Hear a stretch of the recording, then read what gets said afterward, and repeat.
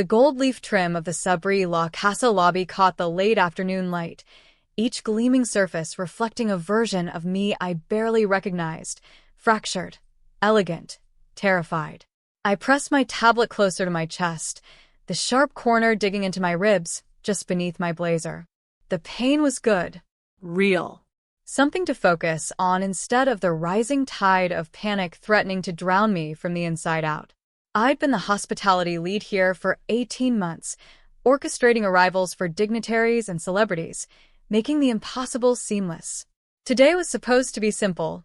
Manage the pre-gala VIP check-ins, ensure the Cristal was properly chilled, confirm the string quartet's positioning in the atrium. Simple. Routine. Safe. Except Joseph Calway had just walked through the revolving doors. The lobby stretched before me like a runway I had to cross, all travertine stone, and that massive Murano glass chandelier that fractured light into 1,000 glittering shards.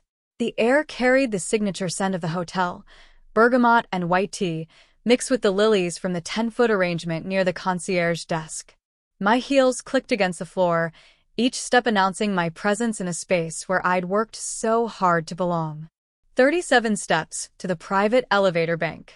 The one reserved for penthouse access and hotel management. I could count them in my sleep. 37 steps, and I could disappear into the back offices. 37 steps, and Joseph would lose sight of me in the evening crowd gathering for the gala. 37 steps. I could manage that. Sabrina. His voice sliced through the lobby's cultivated murmur, the same voice that used to make me flinch even when he was saying my name softly. I didn't turn around. My fingers tightened on the tablet until I felt the metal edges bite into my palms. Maybe if I kept walking, he'd realize this wasn't the place. Maybe the universe would grant me this one mercy. Sabrina, don't you dare walk away from me. Footsteps behind me, leather soles on stone, quicker now, determined. My pulse hammered against my throat as I walked faster, my careful professional stride dissolving into something closer to flight. 28 steps. Just 28 more steps. Stop ignoring me. His hand locked onto my elbow, spinning me around with enough force that my tablet nearly slipped from my grasp. Joseph looked exactly as he had 4 months ago when I'd finally gotten the restraining order, sandy hair styled with too much gel, hazel eyes that shifted between pleading and cold in a heartbeat, wearing a designer suit that probably cost more than my monthly rent. He'd always dressed above his station, his family money covering the gaps where actual achievement should have been. The familiar cologne hit me, that overpriced scent he'd made me pick out, the one that now turned my stomach. I'm working, Joseph. I kept my voice low, controlled, falling back on the professional mask I'd perfected here. You need to leave, or I'll call security. Call security? His laugh carried an edge sharp enough to cut. For what? Talking to my girlfriend in a public space? Good luck explaining that to your boss.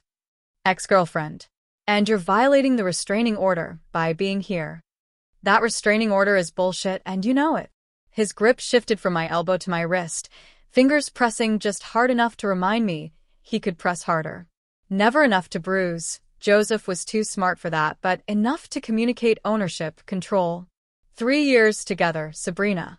3 years, and you threw it away because your career suddenly mattered more than us. The thing about Joseph was that he'd never understood that it wasn't about choosing my career over him. It was about choosing myself. Choosing a version of my life where I didn't have to explain every late night at work, every networking dinner, every moment I spent building something that was mine. Where I didn't have to make myself smaller to fit into his insecurities. The day I'd moved my last box out of his apartment, I'd promised myself, never again. Never again would I let someone convince me that my ambition was a character flaw. I've already explained this, Joseph. Multiple times. We're not doing this here. Then where? His fingers tightened incrementally, his other hand gesturing around the opulent lobby. Because you've blocked me everywhere else. You owe me a real conversation. You owe me that much. My vision narrowed, the beautiful space I'd grown to love transforming into a trap. The evening gala guests were starting to arrive, clusters of designer gowns and tuxedos, and none of them were looking our way. The front desk staff kept their eyes carefully averted, trained to ignore minor disturbances among the hotel's elite guests. I was alone. Again. Just like all those nights in his apartment when he'd backed me into corners with words that felt like fists. The realization burned through my paralysis like a match to paper. Let go of me. The words came out sharper than I'd intended, clear enough that a passing couple glanced over before hurrying toward the ballroom entrance. Joseph's expression flickered, surprise, then calculation. You're making a scene. You hate scenes, Sabrina. Just come to the bar. 10 minutes. We'll talk like civilized adults, and then you can get back to playing hospitality queen. I don't want to talk. Too bad. His grip tightened again, and I felt my tablet start to slip. You don't get to just walk away from 3 years without giving me closure. The elevator bank. 15 feet away. If I could just break free, if I could reach those doors before he followed, I could get to the management floor. I could find Andreas, the head of security. I could make this stop. The lobby felt too warm suddenly, the chandelier light too bright, the murmur of arriving guests transforming into white noise. Joseph, please. I hated the crack in my voice, hated that he'd reduced me to this again. 5 minutes. That's all I'm asking. We both knew it was never 5 minutes. 5 would become 20, would become an hour, would become him walking me to my car, suggesting dinner, wearing down my resistance until I agreed to give him another chance, just to make him leave. I'd lived this script too many times. My eyes darted past him, searching for anyone who might intervene, security, management, even a concerned guest. But the evening crowd flowed around us like water around stones, everyone absorbed in their own glittering worlds, unwilling to puncture the hotel's atmosphere of refined perfection with something as ugly as a confrontation. I twisted sharply, using the move Sophia from HR had taught me after I'd confided in her. Joseph's grip broke, and I lurched forward, my tablet clutched against my chest like armor. My heels caught on the edge of a carpet runner, and I stumbled, regaining balance as I ran. Sabrina! His shout echoed off the marble walls, loud enough to turn heads now.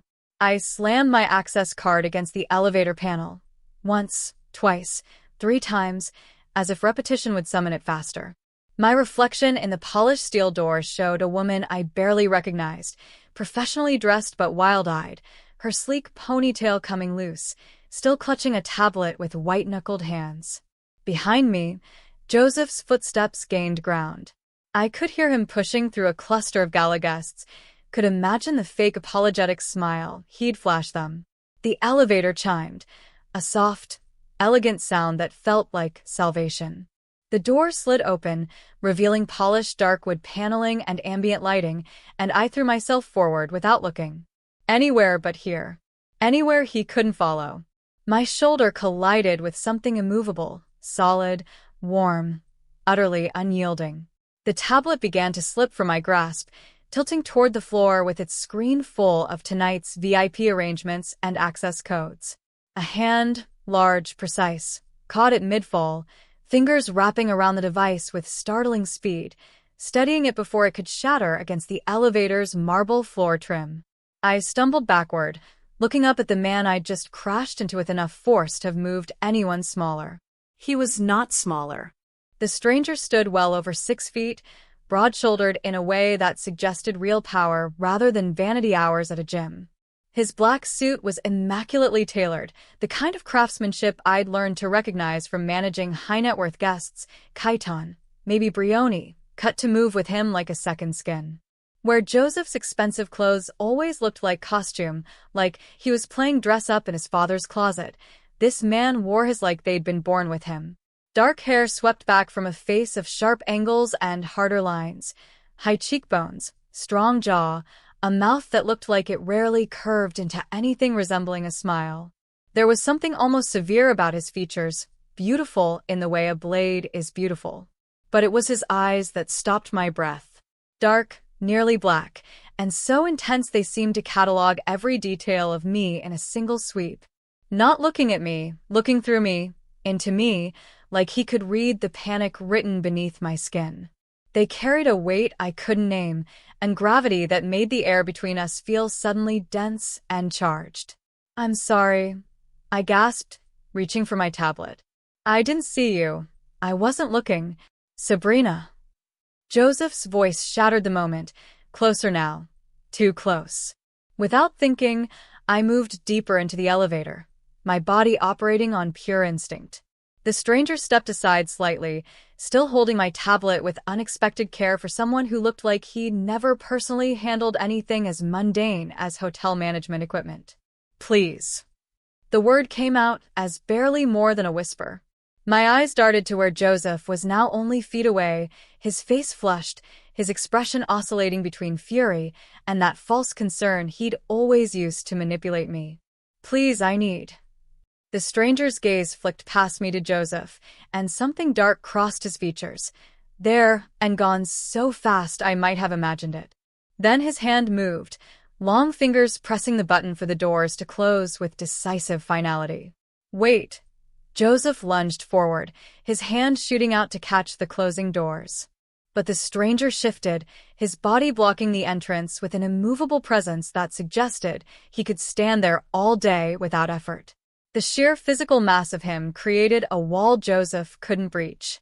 The doors slid shut with a soft, decisive sound that felt like the most beautiful thing I'd ever heard. Through the narrowing gap, I caught a final glimpse of Joseph's face, fury transforming into something uglier, his mouth moving in words I couldn't hear anymore and didn't want to. The elevator lurched into motion, and my legs gave out. I sagged against the back wall, my heart hammering so hard I could feel it in my temples, in my wrists, in every pulse point. I'd done it. I'd actually escaped. For now, at least. "Thank you." The words came out shaky as I looked at the man who still held my tablet with surprising gentleness. Up close, I could see details I'd missed in my panic. A faint scar along his jawline, platinum cufflinks at his wrists engraved with characters I couldn't read, the subtle scent of something expensive, sandalwood and cedar, with an undertone that was darker, richer, almost dangerous. "I'm so sorry for dragging you into my situation." He studied me for a long moment, those intense eyes cataloging details with the same precision I used when I was reviewing event specifications, looking for flaws, asymmetries, things out of place. Then, impossibly, his mouth curved into something that might have been the ghost of a smile. "Your tablet is safe."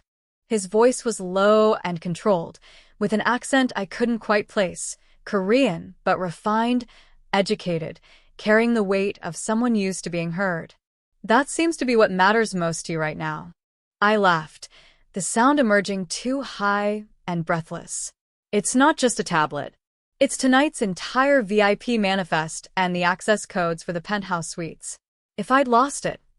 He glanced down at the device in his hands, then back to me, and I saw the exact moment recognition flickered across his features. Subtle, but there. Like he'd just placed a piece in a puzzle he'd been working on. "You work here." "I'm the hospitality lead. Sabrina Marina." The professional introduction came automatically, years of training overriding the panic still thrumming through my veins. Then, belatedly, I realized what floor button he must have pressed. Are you going to the gala?" His eyes held mine for a beat longer than comfortable, and I had the unsettling sensation of being weighed, measured, evaluated for purposes I couldn't begin to guess. "No," he said finally, handing me back my tablet with careful precision. "I own the hotel." The elevator continued its smooth ascent, and my world tilted sideways. Min Sun Lee. I was trapped in an elevator with Min Sun Lee, the billionaire owner whose penthouse office I'd only ever communicated with through his assistant, whose presence at the hotel was so rare that most staff had never seen him in person, whose reputation preceded him in whispers about business empires and connections that went far beyond hospitality. The man rumored to be something far more dangerous than just a billionaire. And he just saved me from my ex-boyfriend. The elevator suddenly felt much, much smaller. The silence between us stretched like pulled silk, taut, fragile, ready to snap.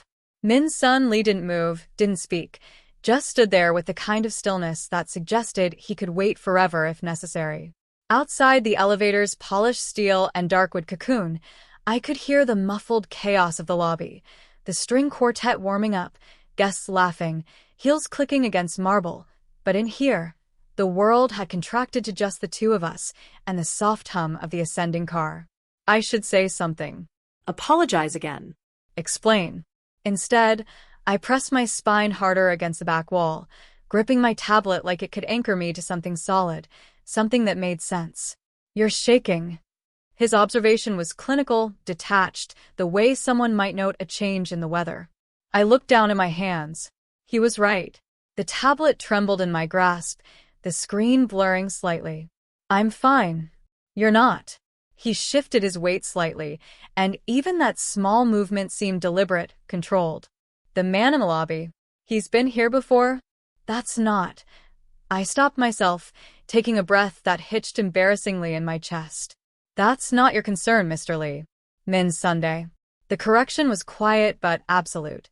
And when it happens in my hotel, it becomes my concern. Something in his tone made me look up, really look at him. His expression hadn't changed, still that carved stone severity, but there was something in his eyes now, a shadow of something darker than mere curiosity. The kind of darkness that came from knowing exactly what men like Joseph were capable of. He's my ex, I said finally, surprised by my own candor. Maybe it was the adrenaline crash. Maybe it was the way Min's son listened, not with the performative concern of someone who wanted to be seen caring, but with the focus of someone actually absorbing information. He doesn't handle rejection well. Rejection. The word rolled off his tongue like he was tasting it, testing its weight. Is that what we're calling restraining order violations now? My breath caught. How did you? I pay attention. He tilted his head slightly, studying me with that unnerving intensity. 18 months you've worked here. Excellent performance reviews.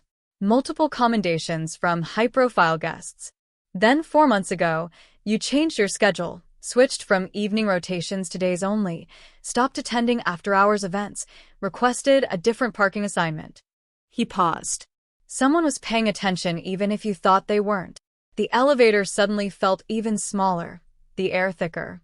You've been tracking my work schedule? I track everything in my hotel. There was no apology in his voice, no shame. Just fact. It's how I know when something is wrong. The elevator chimed softly, 23rd floor, and lurched to an abrupt stop that sent me stumbling forward. Min's son's hand shot out, steadying me with a grip that was somehow both gentle and immovable. The lights flickered once, twice, then held. What? I started. Mechanical failure. His voice remained perfectly calm, even as he released my arm and moved to the control panel, pressing buttons that yielded nothing. Or something else. The way he said it made my blood run cold. Something else? He didn't answer immediately, just pulled out his phone, the screen illuminating his face in sharp relief. After a moment, he looked back at me, and I saw something shift in his expression. Not quite concern, but close to it. We're stuck, he said simply. Maintenance estimates 2 hours before they can safely extract us. 2 hours. Trapped in an elevator. With Min's son Lee. I looked at him, really looked at him, and realized with a jolt of recognition that I'd just traded one cage for another. The silence pressed against my eardrums like water pressure, thick and suffocating. I forced myself to breathe normally, in through the nose, out through the mouth, the way I'd trained myself during particularly difficult guest situations. My fingers found the familiar rhythm of swiping through my tablet, pulling up the gala checklist, pretending the screen still mattered when we were suspended somewhere between floors with no way out. Professional. I could be professional. This was still my hotel, still my event, still my responsibility. The fact that I was trapped in a metal box with the most powerful man in the building was just another challenge to manage. The gala starts in 90 minutes, I said, pleased that my voice came out steady. I should contact Andreas about reassigning. You're doing it again. Min's son hadn't moved from his position near the control panel, but somehow his attention felt like a physical weight. Doing what? Pretending. He slipped his phone back into his jacket pocket with deliberate care. You're very good at it. The professional mask. I've watched you deploy it with demanding guests, incompetent vendors, that deputy minister from Singapore who insisted his mistress deserved the imperial suite. The casual mention of my most challenging clients over the past year sent a chill down my spine. He really had been watching. I don't know what you mean. Yes, you do. He crossed the small space between us, 3 steps in the confined elevator, and I fought the urge to press myself flatter against the wall. He stopped just close enough that I had to tilt my head back to meet his eyes. Your hands are still shaking. Your pulse is visible in your throat. You've checked the door release 3 times in the last minute. But your voice is perfectly modulated, your expression controlled, your words chosen carefully. He paused, and something almost like amusement flickered across his features. It's impressive. And completely transparent. I'm fine. The words came out automatically, a reflex honed by years of never letting anyone see the cracks. You ran into an elevator without looking because a man was chasing you through my lobby. His voice remained low, controlled, but there was steel underneath now. You are decidedly not fine. I looked away, focusing on the wood paneling, counting the grains like they were steps to an exit. He's gone now. I'm handling it. I'll file an incident report, update security protocols, ensure it doesn't happen again. Sabrina. The way he said my name stopped me cold. Not demanding, not soft, just present, like he'd reached out and physically turned my face back to his. You don't have to perform for me. Something in my chest cracked, a hairline fracture I'd been ignoring for months. I don't know what else to do, I admitted, the words slipping out before I could stop them. If I stop performing, if I stop being the competent one, the one who is everything together, then what am I? The question hung between us, more vulnerable than I'd intended. I waited for him to do what everyone else did, offer meaningless reassurance, change the subject, pretend I hadn't just exposed something raw. Instead, Min's son did something unexpected. He stepped back, giving me space, and lowered himself to sit on the elevator floor, his expensive suit be damned. He looked up at me, those dark eyes somehow less intimidating from this angle. You're someone who's been running for 4 months, he said quietly. And you're tired. He gestured to the space across from him. Sit. Stop performing. We have 2 hours, and neither of us is going anywhere. I stared at him. This billionaire, this rumored dangerous man, this stranger who somehow saw through every carefully constructed wall I'd built, and felt something inside me shift. Slowly, carefully, I slid down the wall until I was sitting on the floor across from him, my tablet forgotten beside me, my professional mask finally slipping. 2 hours, I repeated softly. 2 hours, he confirmed. Tell me about him. The man in the lobby. And for the first time in months, I did. 20 minutes in, I realized I'd been talking about Joseph for too long. The words had poured out, 3 years of walking on eggshells, the slow erosion of boundaries, the restraining order he treated like a suggestion, and Min's son had listened with that unnerving stillness of his, asking only the questions that cut straight to bone. But now the silence stretched again, and I felt exposed in a way that had nothing to do with the confined space. I'm sorry, I said, pressing my palms against the cool elevator floor. You didn't need to hear all that, I asked. He hadn't moved from his position across from me, long legs stretched out, jacket unbuttoned. Somehow he made sitting on the floor look like a deliberate choice, rather than a concession to circumstance. Tell me something else. Like what? Something that doesn't make you look like you want to disappear through the walls. A pause. Tell me about the hotel. I blinked. You own the hotel. I own the building. The revenue streams. The asset portfolio. His eyes held mine. You live here. There's a difference. The distinction caught me off guard, opened something I hadn't meant to touch. Before I could stop myself, I was pulling up the files on my tablet, the ones I kept buried in a folder marked personal projects that no one was supposed to see. I have this concept. I started, then stopped. It's nothing really. Just something I think about when I can't sleep. Show me. I hesitated, then turned the tablet toward him. The screen displayed rough sketches, mood boards, scattered notes. It's called Marina House. A boutique property. maybe 20 suites maximum. The concept is adaptive luxury. Every guest gets a pre-arrival consultation, and we design their entire experience around not who they are, but who they want to become during their stay. Min's son took the tablet, his fingers scrolling through my notes with surprising care. Explain. Most luxury hotels offer the same experience to everyone, just varying degrees of expensive. But what if we treated each stay like a transformation? A writer gets a suite with a window desk, a stocked library, complete silence. An executive burning out gets no Wi-Fi, a personal chef focused on restorative cuisine, access to meditation gardens. A couple trying to reconnect gets. I trailed off, suddenly self-conscious. It's probably too niche to be profitable. It's brilliant. He looked up from the tablet, and there was something different in his expression now, a sharpness, an intensity that had nothing to do with politeness. Keep going. The design would be modular. Walls that move, lighting that adjusts to circadian rhythms, soundscaping customized to each guest's needs. The staff wouldn't just be hospitality workers. They'd be trained in psychology, wellness, design thinking. Every stay would be a curated journey, not just a transaction. You've thought about this extensively.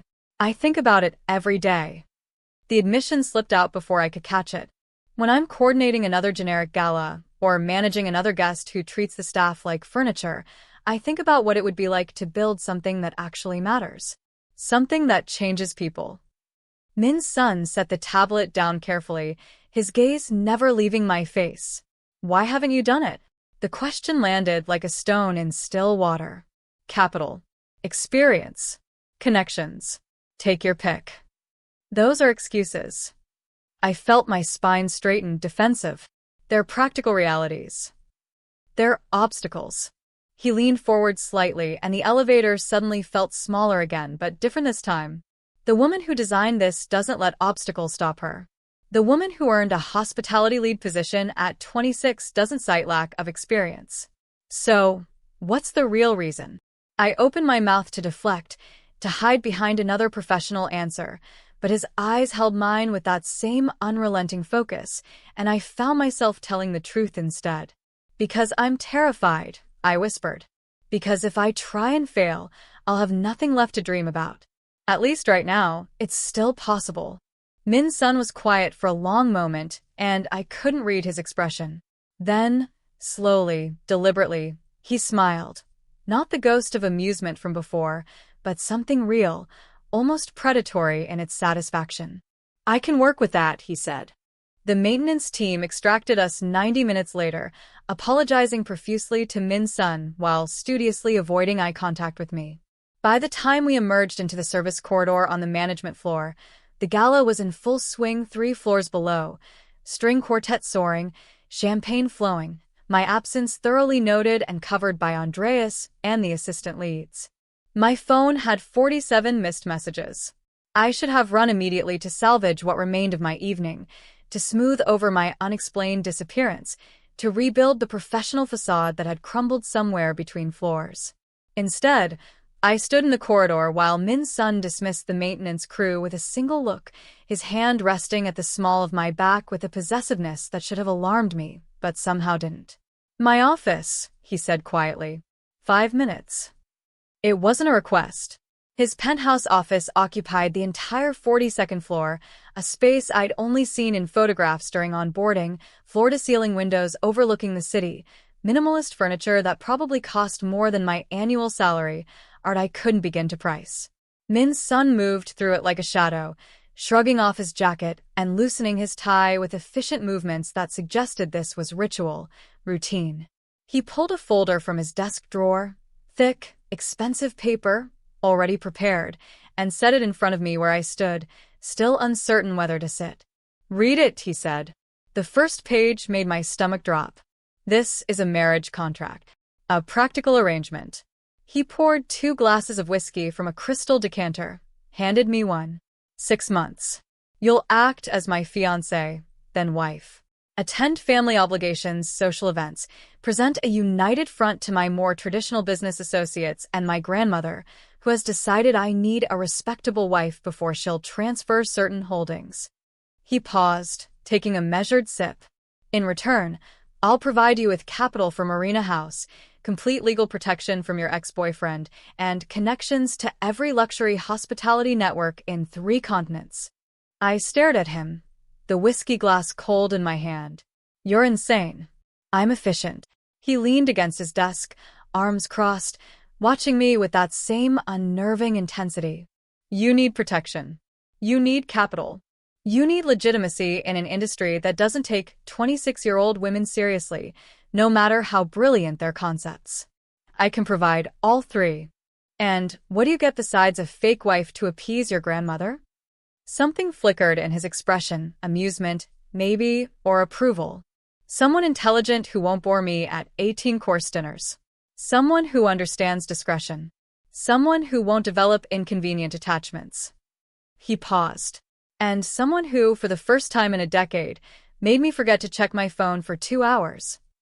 The admission landed between us like a confession. I looked down at the contract, flipping through pages of dense legal language, terms that seemed both excessive and oddly protective. Separate residences, with the option of cohabitation. No physical intimacy, unless mutually agreed. Complete financial transparency. An exit clause that heavily favored me. This is a prenuptial agreement that reads like you're expecting me to leave you, I said slowly. I'm expecting you to succeed. He set his glass down, moved closer. Marina House will flourish, Sabrina. You'll build something extraordinary. And when the 6 months end, you'll walk away with everything you need to make it permanent. Capital, reputation, freedom. His voice dropped lower. All I'm asking is that you let me be part of making you untouchable first. I should have said no. Should have recognized this for what it was. A transaction dressed up in protection. A cage built from gold instead of iron.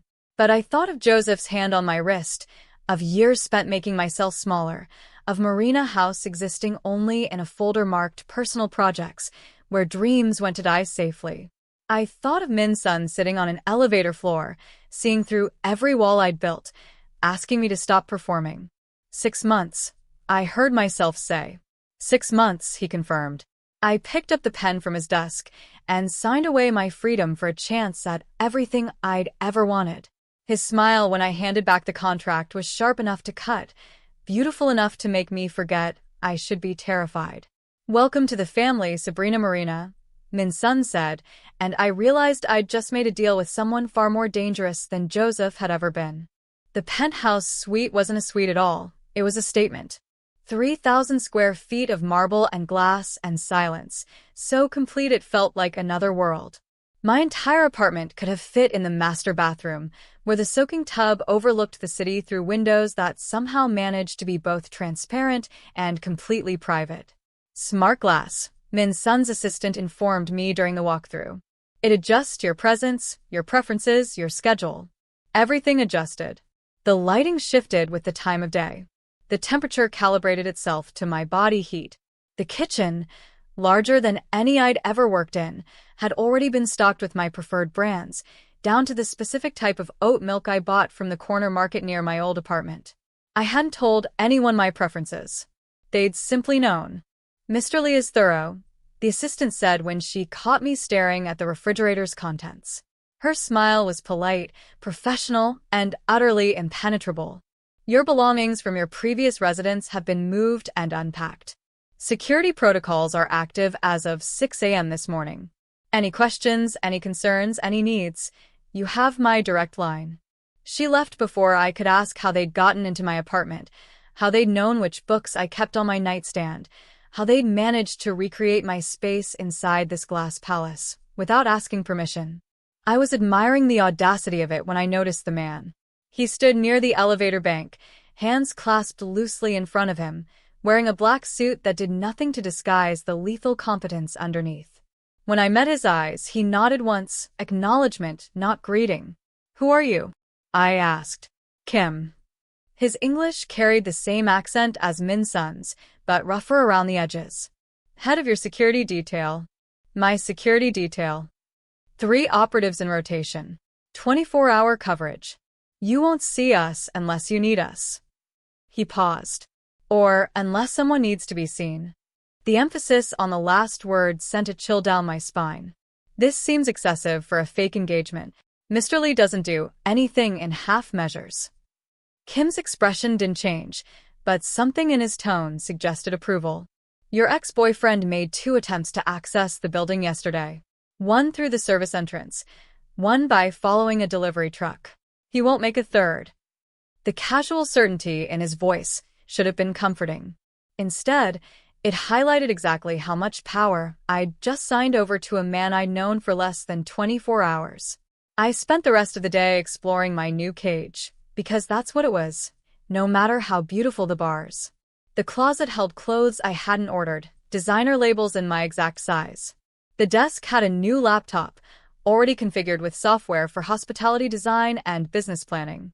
The bookshelf contained first editions of texts on luxury hotel management I'd only ever been able to access through the library.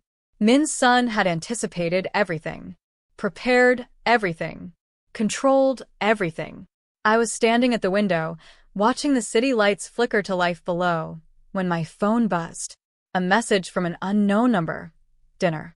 8 p.m., Penthouse Restaurant. Wear the black dress in the closet. MS. Not a request.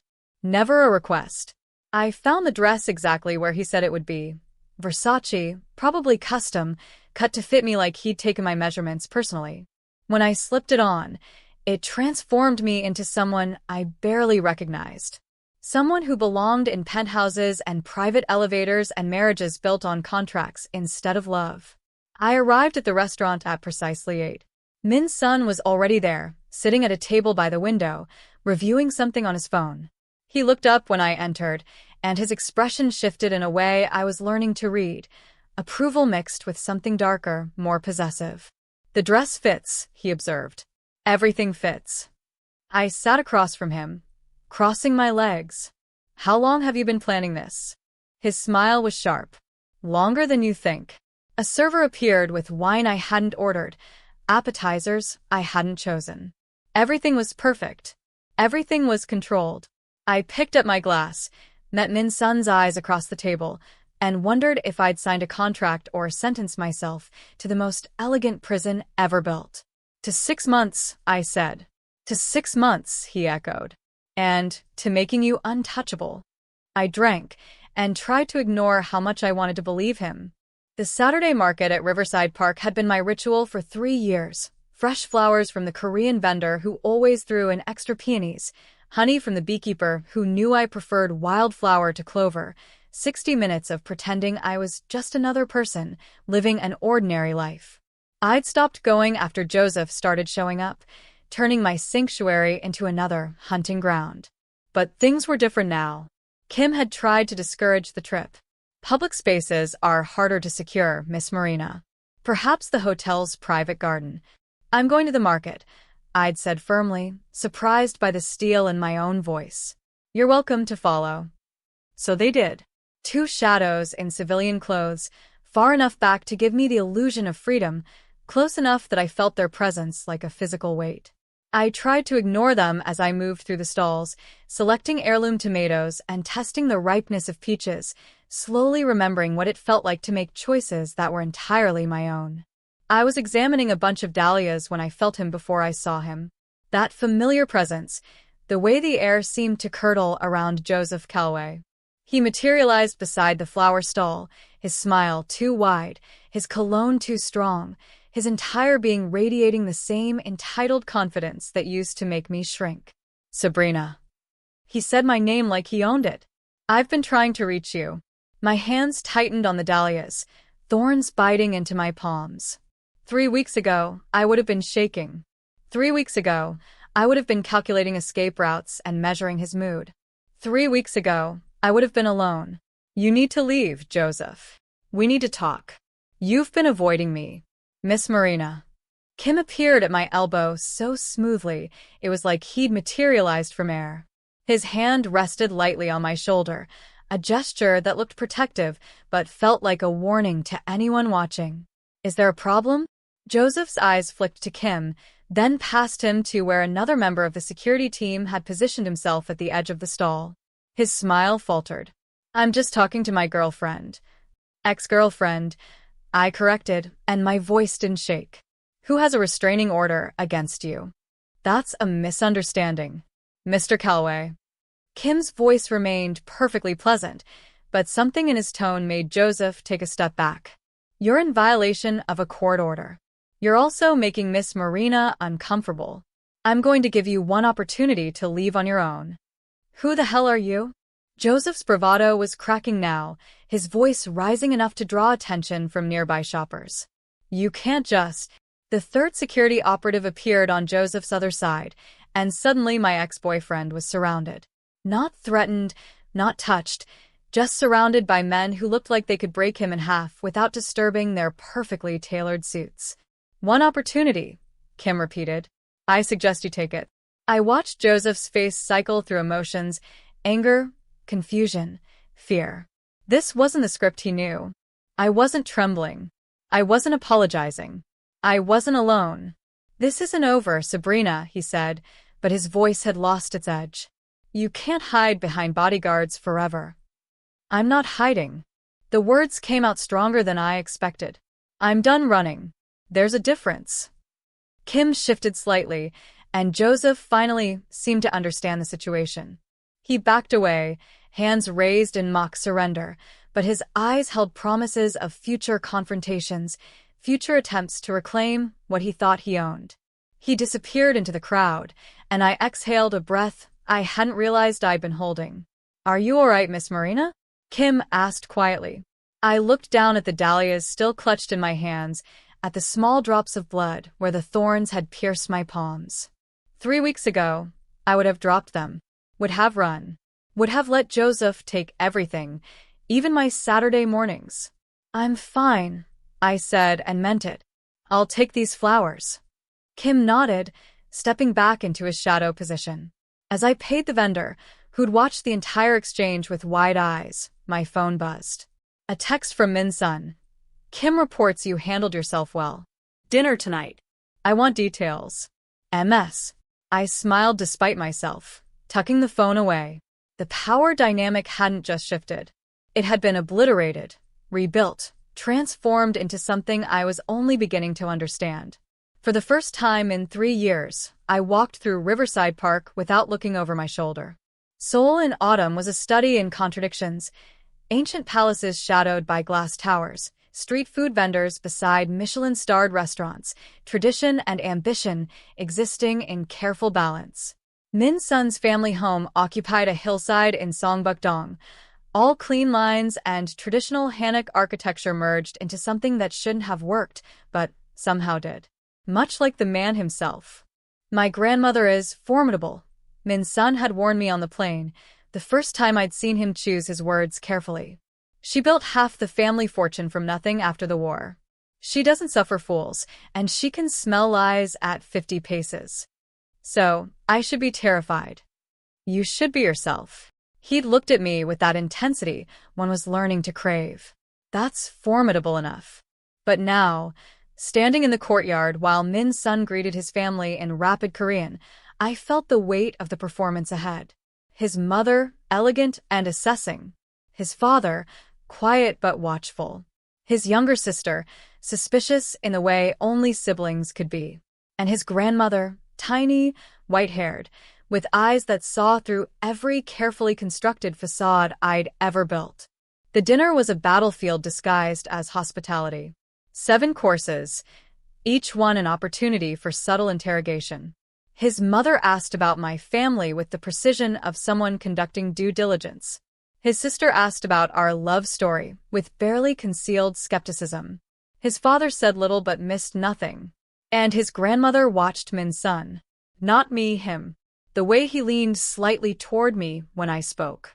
The way his hand found mine under the table during a particularly pointed question about our future plans. The way he laughed, actually laughed, when I accidentally used the wrong honorific and apologized in mangled Korean. She looks at you like you're real, his grandmother said in English, addressing Min Sun directly, while I pretended not to listen. Like you're not the ghost you've been since you took over the business. Something flickered across his face. Pain, recognition. Something raw, before the mask settled back into place. Later, much later, After we'd retreated to the guest house at the edge of the property, Min's son stood at the window overlooking the city lights, his tie loosened, his careful control visibly fraying. "I was engaged before," he said quietly. 5 years ago. Arranged marriage, good family, perfect on paper." He paused. "She died 3 weeks before the wedding. Car accident. Random, meaningless, unavoidable." My breath caught. "Min's son. I haven't brought anyone home since. Haven't let anyone close enough to matter." He turned to face me, and for the first time since the elevator, his mask was completely gone.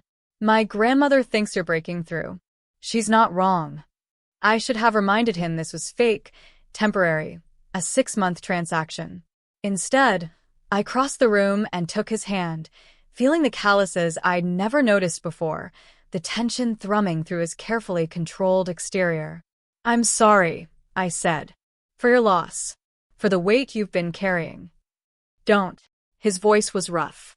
"Don't be kind to me, Sabrina. I don't know what to do with kindness." "Then what do you know what to do with?" He pulled me closer, his other hand coming up to cup my face with surprising gentleness. This. You. Everything I shouldn't want but can't seem to stop wanting. When he kissed me, it wasn't careful or controlled or part of any contract we'd signed. It was desperate and real and terrifying in its honesty. I kissed him back, pouring 4 weeks of tension and attraction and something deeper I wasn't ready to name into the space between us. We broke apart breathing hard, foreheads pressed together, the careful boundaries we'd maintained dissolving like paper in rain. "This wasn't part of the agreement," I whispered. No. His thumb traced my lower lip. "It wasn't. 6 months. 6 months," he echoed, but neither of us moved away. Outside, Seoul glittered in the darkness, ancient and modern, broken and whole. Inside, 2 people who'd built their lives on control finally let themselves fall, pretending we didn't know this changed everything. The photographs arrived 3 weeks before the 6-month mark, delivered to the hotel's main office in a manila envelope with no return address. Me, leaving my old apartment at 2 a.m. the night before I'd moved into the penthouse. Me, meeting with my lawyer to discuss the restraining order. Me, entering a women's shelter where I'd volunteered after leaving Joseph, back when I needed to remember I wasn't alone in surviving. Someone had been following me for months, documenting, waiting. The note was worse than the photos. These tell an interesting story about Sabrina Marina's past. I wonder what Min Sun Lee's business associates would think about his choice of wife. "Let's discuss terms. JC." Min Sun read the note once, his expression going from controlled to absolutely glacial.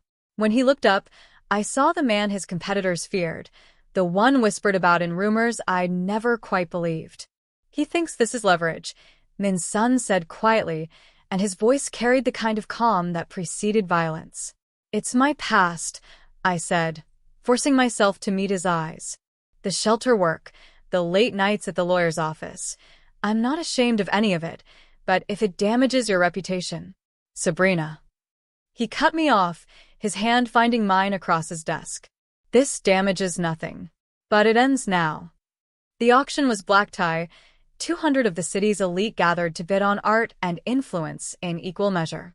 Joseph had bought his way onto the guest list somehow, probably through his parents' connections, the same connections that had always let him slide past consequences. I watched him work the room from my position beside Min Sun, noting the careful networking, the strategic conversations, the way he kept glancing at us with barely concealed satisfaction. He thought he was in control. Thought the photographs in his jacket pocket were a loaded gun. He approached during the cocktail hour, all false charm and calculated timing. "Sabrina." Min's Sunday. His smile was poison-wrapped in courtesy. "Lovely event. Perhaps we could speak privately?" "Anything you have to say can be said here," Min Sun replied, his voice carrying just far enough that nearby conversations began to quiet. Joseph's smile strained. "I'd prefer to discuss this delicate matter." "The photographs?" I kept my voice steady, clear. "The ones you've been using to try to blackmail me?" The silence that fell over our corner of the room was immediate and absolute. I felt Min Sun's hand at the small of my back, steady pressure, silent support. Joseph's face flushed. That's not. I merely thought Min Sun should know about your past activities. You mean my volunteer work at a women's shelter? I took a step forward, and Joseph actually stepped back. My meetings with lawyers to obtain a restraining order against my abusive ex-boyfriend? My late nights documenting incidents for court records. You're twisting.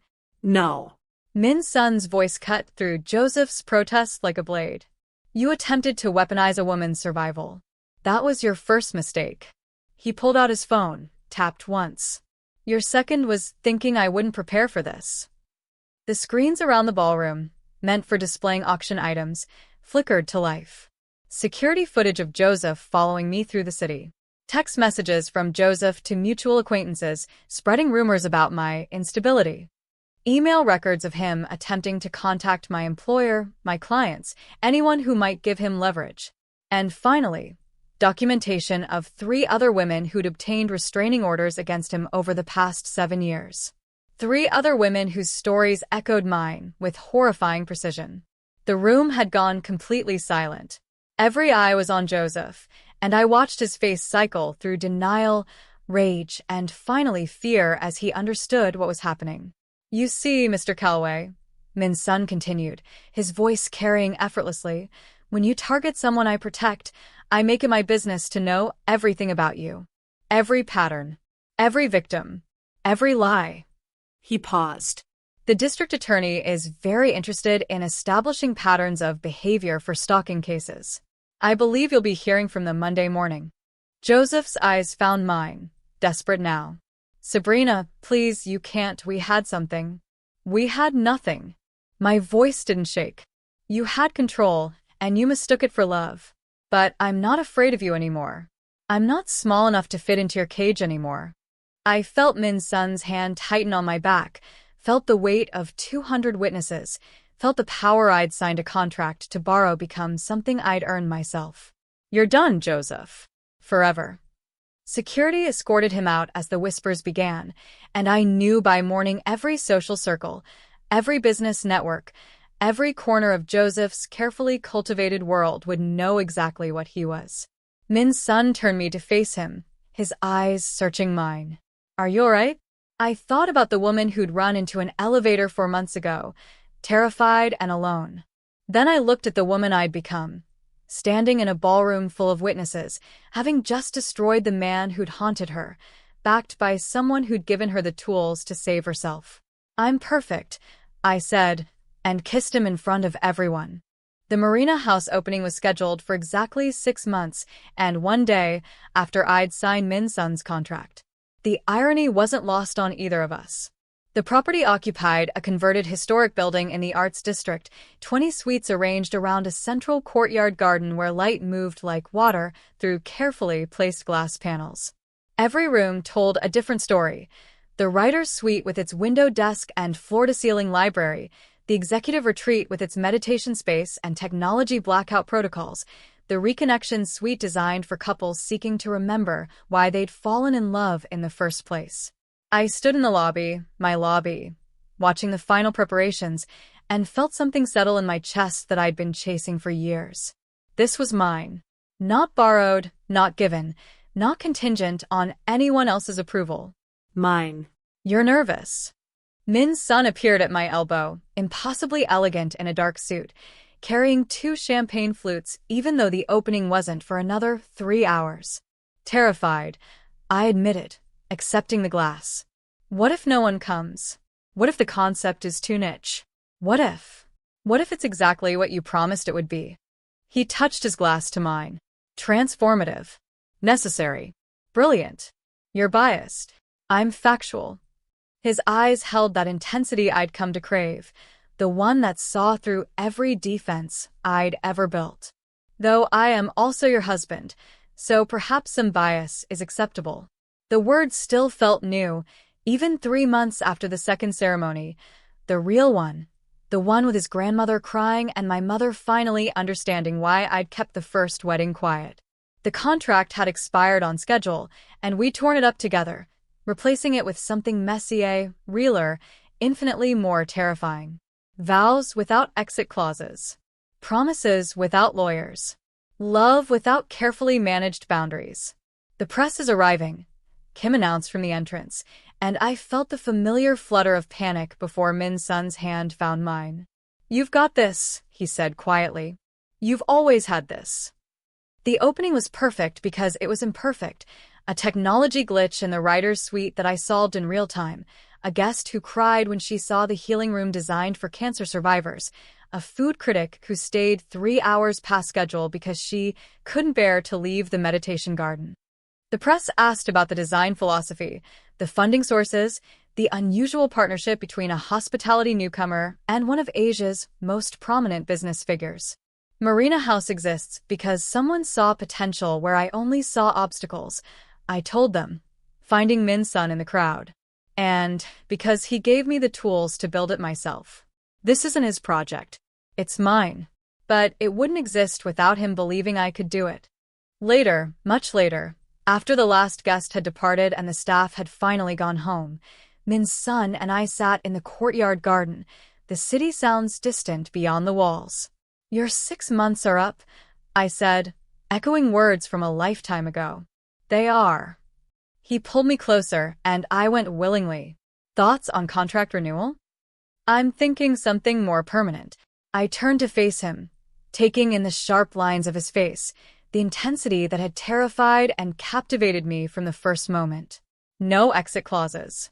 No predetermined endpoints. Just us, figuring it out as we go. Risky proposition. But his smile was soft, real. The one I'd learned was reserved only for me. "I'm not an easy man, Sabrina. I'm controlling, obsessive, possessive. You're protective, thorough, and you see me." I kissed him softly. The real me. Not the performance, not the professional mask. "You saw through all of it in an elevator between floors, and you've never stopped seeing me since." "Marina and Lee," he murmured against my lips. "Has a good sound to it. The hotel's name is Marina House." I meant our names. Together. Equal partners in everything that matters. I thought about the woman who'd run into that elevator, desperate and alone. Thought about the contract signed in fear and hope. Thought about every moment between then and now, the vulnerability, the protection, the slow dissolution of walls built to survive. Equal partners, I agreed, and kissed my husband in the courtyard of the hotel I'd built from dreams and determination, and a chance encounter with someone who'd seen me when I couldn't see myself. The Marina House sign glowed above us, and somewhere in the city, Joseph Calway was nothing but a ghost I'd finally put to rest. I was untouchable now. Not because of Min Sun's power or money or connections, but because I'd learned to stand in my own. And I'd never run again.